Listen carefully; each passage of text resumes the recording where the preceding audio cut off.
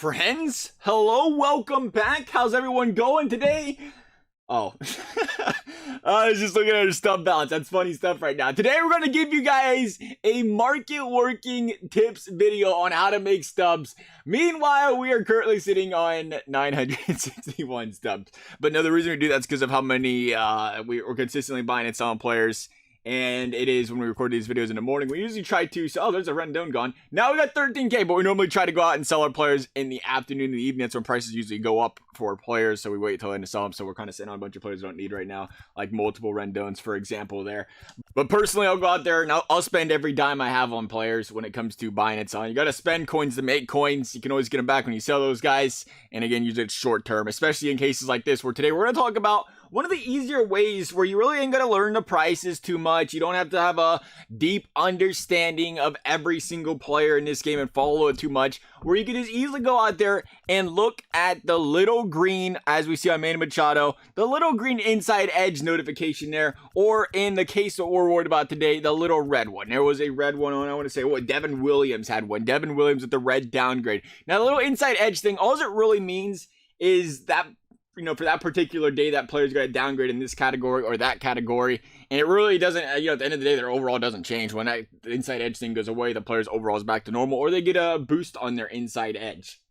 But when it comes to this game, just to, you know, break it down why things work the way it does, when you get a player with that bad inside edge, especially when it's a hitter, we'll bring up, there should be a hitter around here somewhere, Diamond. I think it's Trevor Story, I think I've seen had it. Where's Trevor Story? Right there. Trevor Story, for example, he's got the downgrade. He's got a, that's not a downgrade. What? Plus 12, plus 12.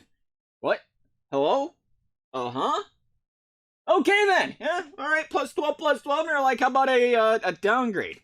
Something about that's not adding up right. Maybe it ain't updated properly there, though. But it just, we'll talk about it. You know, Bryce Harper's got the upgrade. You'll see these guys get the minus 10 on the day, or they're like, oh, minus 10 on contact, minus 10 on power, and it hurts their stats.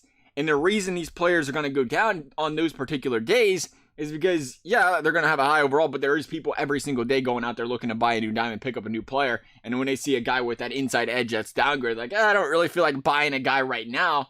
That's going to be horrible. You know, I want to buy a player right now that I put on my team. He's going to have a good upgrade or a good boost. He's going to help this team. If I buy the guy right now and he's got a minus 10 on a contact and power, he's not really improving my team. I already have a guy that can do the 75 contact and the 85 power or whatever. So they don't buy the player that day. So the demand for that particular player goes down, which causes their price to go down on those days. But once the, you know, inside edge thing goes away, where they're downgraded, it'll bounce back up. We've seen it consistently here. DJ LeMahieu, 20K player. We see him float around 20, 22, 23K. But he got a downgrade one time. He was, you know, was going for like 15K. Strasburg right now, 11K. A little cheap there on Strasburg. He'll bounce back there, I would expect as well a little bit.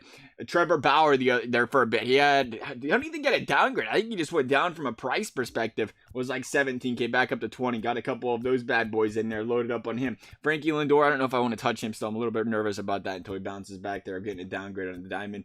But going back to a guy like Devin Williams. Devin Williams, typically, 19, somebody put a big bid on that. Yeah, I was going to say, typically, you can get Devin Williams around 24, 25, sometimes 26K he'll sell for. He's got the inside edge downgrade right now, and you wait till even later in the day where it really starts to drop a little bit more, even because people continue not to buy him early in the morning here. You might be able to pick up a Devin Williams for 18K, 18.5, and you just hold on to him. I'm going to say 2 days. Hold on to a Devin Williams for 2 days, and then you resell them, and you'll be back up to that 24, 25, 26K. That's an easy 6K, easy 7K. You can't beat it.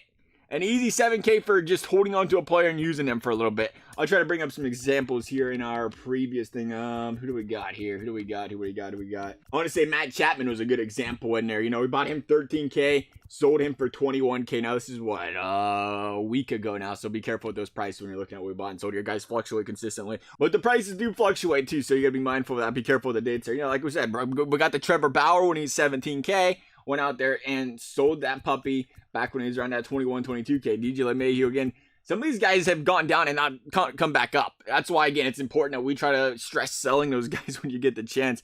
Walker Buehler's kind of stayed flat. Steven Strasburg, there for a while, he was a golden player to buy around 14.5, 15K.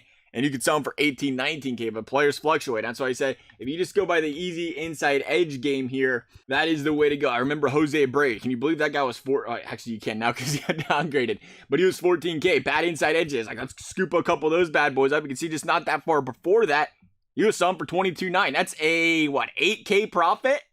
An 8K profit on Jose Abreu. I think we ended up selling him the very next day. No, it wasn't even the next day. It was the same day. Sold him for 17,998. But I think we held on to another one there a little bit longer. Abreu. Oh, you know what we did? I think we collected him for that collection. I'm going to say that's what happened to him there.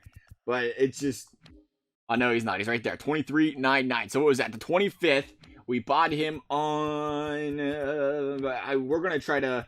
I think we're going to try to pick up a Devin Williams, though, before we put this video out. Buy him and then just show you guys as well as an example there to show it. But just going through stuff like this will work as well, I think. The 25th, 22nd. So it was a 3-day separation there on that Jose Abreu. But you see the big profit there. Angie used the player for a couple of days. You can't go wrong with that.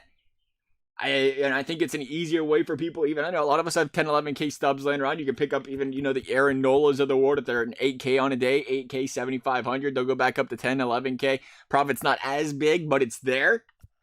The inside edges, I like focusing on the diamonds. I don't really mess with the golds as much. I'm sure there's, you know, the same discrepancies there and there's the same effects of players when they're, especially when they're the higher golds, but for the most part, I don't like messing with them because, you know, a lot of them do quick sell at the end of the day for, you know, what they're worth. You got 1,000, 1,200, 13.